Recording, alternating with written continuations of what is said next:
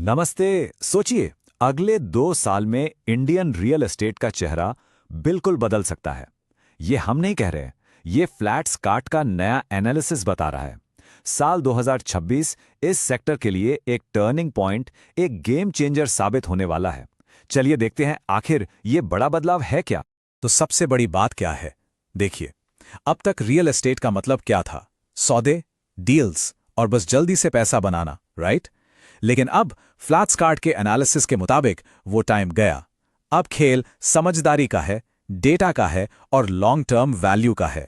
तो इस पूरे शिफ्ट को आसानी से समझने के लिए हम इसे 5 हिस्सों में देखेंगे। पहले, रियल एस्टेट का ये नया दौर है क्या? फिर, मार्केट का असली ड्राइवर कौन है? उसके बाद, इंफ्रास्ट्रक्चर वैल्यू को कैसे बूस्ट कर रहा है? चौथा, स्मार्ट इन्वेस्टमेंट के नए रूल्स क्या हैं? और आखिर में, परफॉर्मेंस ही पहचान क्यों है? तो शुरू करते हैं पहले पॉइंट से, रियल एस्टेट का नया दौर।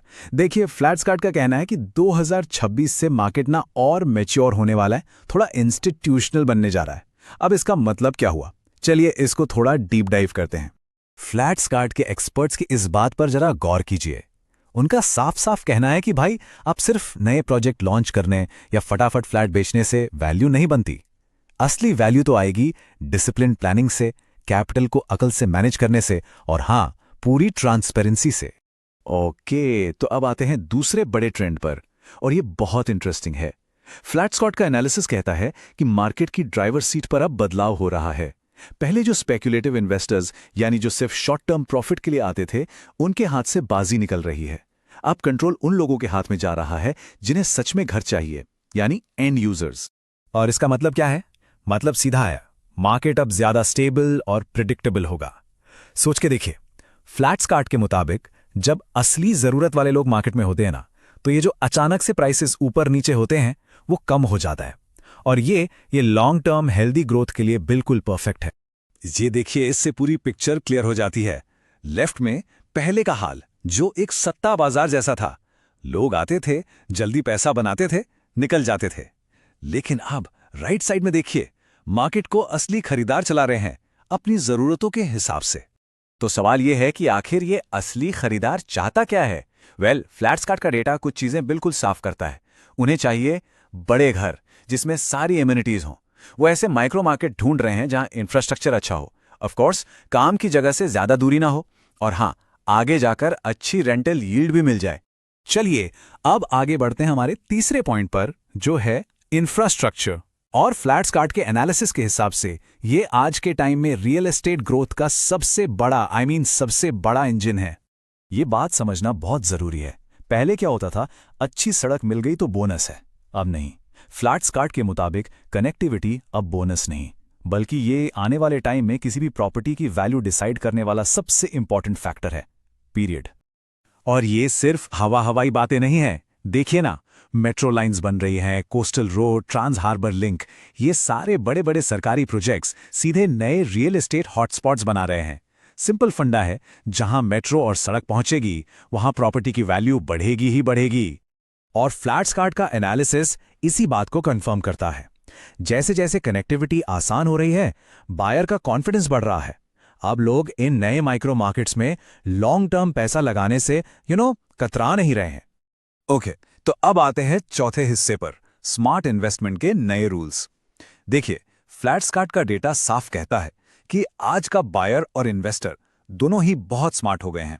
वो टाइम गया जब लोग बिना सोचे समझे कहीं भी पैसा लगा देते थे।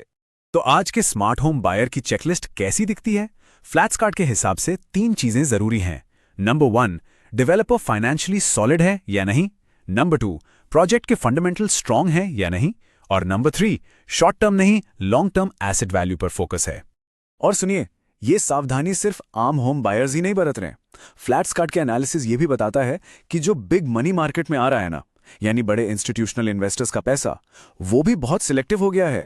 तो ये स्मार्ट कैपिटल मांगता क्या है? इनकी डिमांड्स क्लियर हैं। उन्हें चाहिए स्ट्रॉन्ग गवर्नेंस, सख्त रिस्क कंट्रोल, कंप्लीट 100% ट्रांसपेरेंसी और एक स्ट्रक्चर्ड सिक्योर फाइनेंसिंग। इससे हो क्या रहा है? पूरा सेक्टर प्रोफेशनल हो रहा है।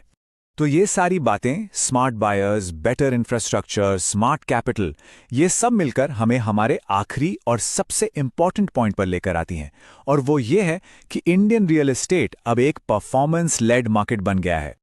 अब परफॉर्मेंस लेड मार्केट का मतलब क्या है? सिंपल है। अब सक्सेस इससे नहीं मापी जाएगी कि कितनी तेजी से फ्लैट्स बिक गए।